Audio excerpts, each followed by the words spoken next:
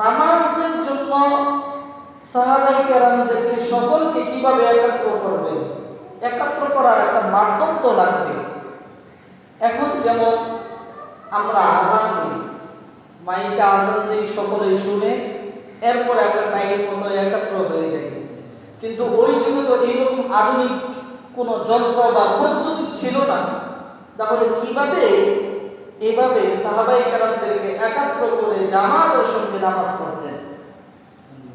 তো প্রাথমিক পর্যায়ে অনুমান মানে ধারণা করে, এভাবে ধারণা করে করে নামাজের একটা সময়, ওই সময় সকলে একত্রিত হইত, অর্থাৎ ধারণার উপর ভিত্তি করে একত্র হয়ে নামাজ আদায় করত।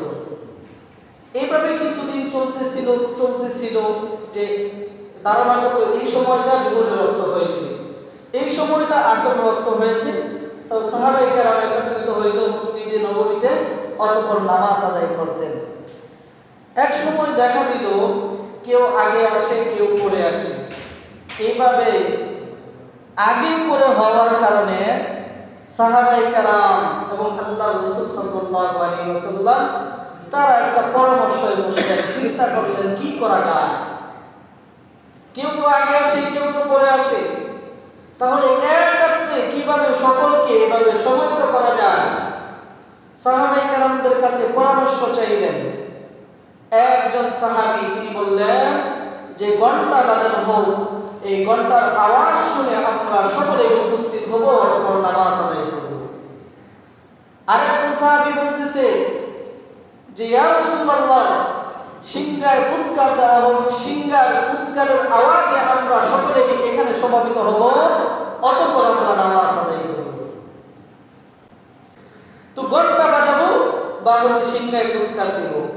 হযরত আলী রাদিয়াল্লাহু তাআলা আনহু তিনি বললেন, ইয়া রাসূলুল্লাহ, নামাজের জন্য ডাকার জন্য একজনকে নির্ধারণ করা যায় না?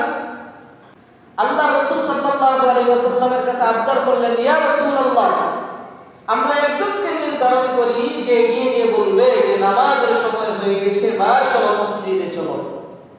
রাসূলুল্লাহ সাল্লাল্লাহু আলাইহি ওয়াসাল্লাম তিনি বললেন, ইয়া বেলাল, হে বেলাল, কুম, তুমি দাঁড়াও।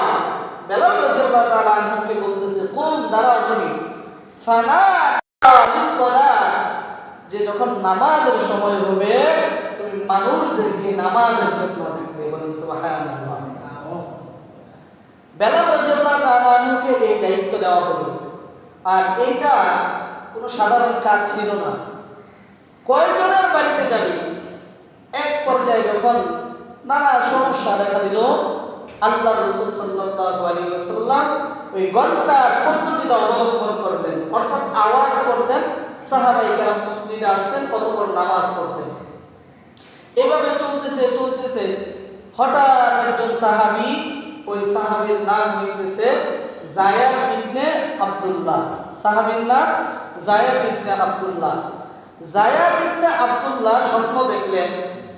তিনি স্বপ্নে দেখলেন একজন ব্যক্তি এইরকম ঘন্টা নিয়ে যাচ্ছে, ঘন্টা বাজিয়ে বাজিয়ে যাচ্ছে, স্বপ্নে দেখতেছে। যায়েদ ইবনে আব্দুল্লাহ বলেন, আমি স্বপ্নে দেখতে পাইলাম একজন ব্যক্তি ঘন্টা বাজায়া বাজায়া যাচ্ছে। আমি ওই ব্যক্তিকে দাঁড় করাইলাম, জিজ্ঞাসা করলাম, আপনি কি আপনার ঘন্টা বিক্রি করবেন? আমি এই ঘন্টা ক্রয় করতে চাই, আপনি আপনার এই ঘন্টা আমার নিকট বিক্রি করে দেন। ওই ব্যক্তি বলছে, ও যায়েদ ইবনে আব্দুল্লাহ, তুমি এই ঘন্টা কেন ক্রয় করতে চাও, কেন কিনতে চাও? যায়েদ ইবনে আব্দুল্লাহ বলে, এই ঘন্টার মাধ্যমে আমি মুসলমানদেরকে নামাজের জন্য আহ্বান করব। সুবহানাল্লাহ।